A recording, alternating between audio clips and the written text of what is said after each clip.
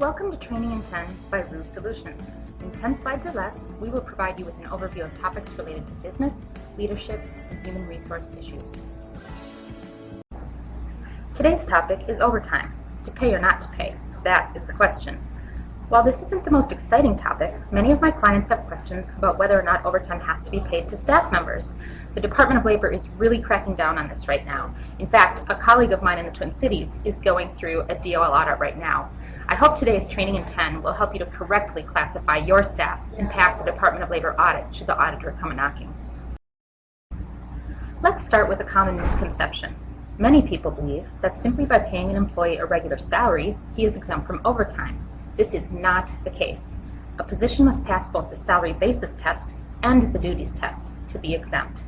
This includes a minimum weekly salary of $455 and specific job qualifications and duties. Myth number 2, but my employee wanted to be salaried. Most knowledge workers are intelligent professionals and want to be treated as such. Most do not want to punch a clock, and most managers don't want to deal with the hassle of time cards. However, just because an employee asks to be paid by salary does not make her exempt. Again, it is the salary status and the job responsibilities that determine exempt or non-exempt status. So, who is exempt from overtime? The Department of Labor provides for 5 categories of exempt jobs. These include executive, administrative, professional creative, computer professionals, and outside sales. We will review these qualifications individually. To qualify for the executive exemption, an employee's primary duty must be to manage the business. In other words, they work on the business, not in the business. A first-line supervisor may or may not qualify for this exemption, depending on the scope of his role. Roles that generally fall into these categories include the C-suite and department managers. I'm sorry to disappoint you, but the administrative exemption does not mean that all administrative assistants and receptionists are exempt. In fact, quite the opposite is true. Whether you pay an admin a salary or not, the role is non-exempt. There may be exemptions for executive assistants in some cases.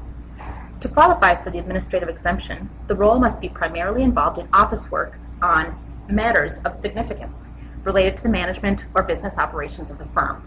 The role must also require significant discretion and independent judgment.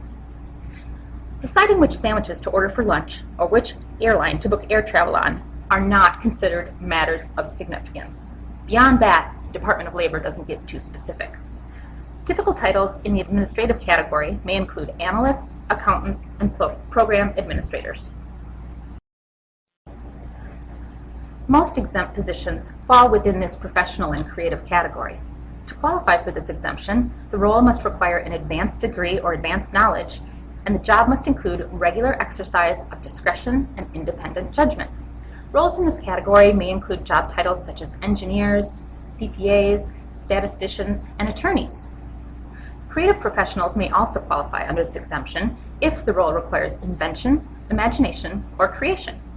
Examples in this category could be editors, authors, and some positions in the marketing field. Graphic and other types of designers may or may not qualify, depending upon the amount of creation and independent judgment involved in their role. If the designer simply implements someone else's creative vision, it would be a non-exempt position. Many computer professionals are independent contractors or placed through an agency. Thus, it is common for IT professionals to be paid an hourly rate.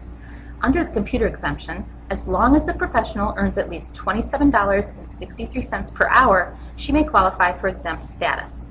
Typical titles in this category include business analyst, network architect, programmer, and software engineer. These are highly skilled people within the computer field who determine specifications, design or test computer systems, and programming. Help desk and hardware support positions are not exempt. The key word here is outside. To qualify for this exemption, the position must perform sales work away from the employer's work site, and the primary duties must involve making sales and getting orders. Typical titles in this category include sales representative, account manager, and business development representative. However, do not let titles fool you. A telemarketer that works remotely out of his home is not exempt. An inside salesperson who works in the office and accepts incoming calls and makes some outgoing calls is also not exempt. Be very careful in classifying someone as an outside sales representative. Hopefully, this information will help you ensure employees are classified and paid correctly.